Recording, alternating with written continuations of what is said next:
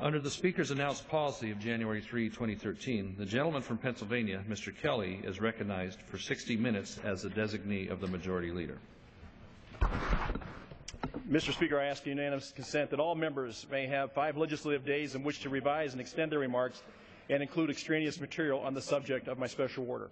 Without objection, so ordered. Mr. Speaker, I rise today in opposition to the United Nations Arms Trade Treaty, which Secretary Kerry signed today at a UN ceremony on behalf of the United States. My opposition and my colleagues' opposition is not a Republican agenda. It is the defense of all Americans' right as enshrined in our Constitution and in our Bill of Rights. The Obama administration's participation in the Arms Trade Treaty has left a trail of broken promises, and all in the forms of red lines. This administration has laid out and later abandoned, and I'd like to talk about a few of them right now. Mr. Speaker, I would like to submit into the record the State Department's webpage listing key U.S. red lines for the ATT. Now, one of these red lines says the Second Amendment to the Constitution must be upheld. But the treaty contains only weak, non-binding reference to civilian ownership and fails to uphold the fundamental individual right to keep and to bear arms that is enshrined in our Second Amendment. Now, furthermore, the treaty encourages nations to collect the identities of owners of imported firearms.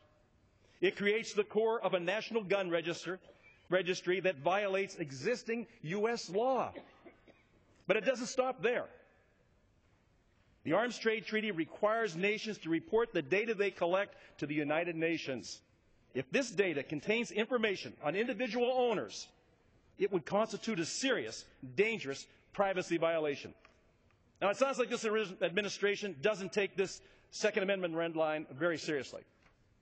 Another red line says the ATT negotiations must have consensus decision-making to allow us to protect U.S. equities. Now, in the UN, consensus means unanimity, all members on board in totality. But when that failed, the Obama administration supported the ATT's adoption of a simple majority rule vote in the United Nations General Assembly. The administration broke its own most important red line. Now, the U.S. regularly demands that negotiations are conducted by consensus to protect our interests and our sovereignty, which is critical when the U.S. is in the minority or when we are standing alone in the UN. Now, by breaking their own red line, this administration has seriously reduced U.S. credibility because other countries now know that if they push hard enough, America will accept a majority rule vote. In February 2010, Undersecretary of State Ellen Tauscher stated, if the whole world does not sign on, then the ATT is less than useless. A number of key nation states, including such stalwarts of freedom and liberty, Russia, China, and others like India, Indonesia, Iran, and North Korea, among many others, do not support the Arms Trade Treaty.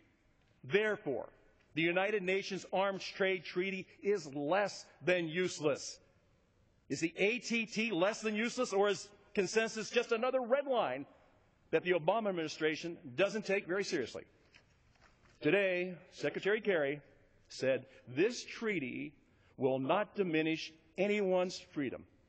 Here is yet but another promise. Do we really think it's credible? Last month, the Obama administration took executive action to ban the import of Korean War-era vintage collectible M1s Garand rifles on spurious public safety grounds. These are collector's items. This shows how this administration action can be used to choke off firearms imports. The United Nations Arms Trade Treaty will only encourage more mischief. It only holds the good accountable and lets the bad do one. In the real world, promises do matter. We have made strategic, moral, and legal commitments to provide arms to key allies, such as the Republic of China, Taiwan, and the State of Israel. What do these promises really mean to President Obama? And what message does the ATT send to our allies? And they wonder, is America really there for us when we need them? Or is this just more talk, more empty words?